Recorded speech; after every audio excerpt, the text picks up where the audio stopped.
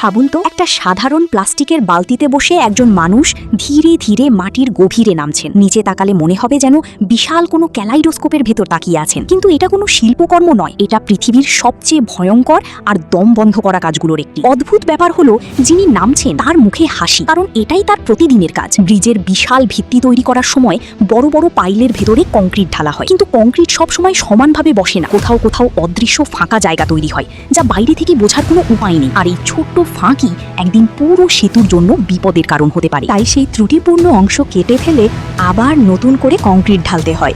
সমস্যা হলো, এই ত্রুটি যদি মাটির 10, 20, এমনকি 30 মিটার নিচে থাকে, তখন কোনো মেশিন সেখানে পৌঁছাতে পারে না।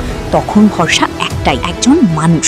তাকে নামতে হয় সরু গোলাকার এক অন্ধকার শাফটের ভেতর। চারদিকে শুধু কংক্রিটের দেয়াল, মাথার উপর ক্ষীণ এক ফালি আলো, আর নিচে গভীর অন্ধকার। যার সামান্য ক্লাস্ট্রোফোবিয়া আছে, তার পক্ষে সেখানে 1 মিনিটও টিকে থাকা কঠিন। কিন্তু এই মানুষগুলো প্রতিদিন সেই অন্ধকারে নামেন, ঘন্টার পর ঘন্টা কাজ করে, তারপর আবার উপরে ফিরে আসেন।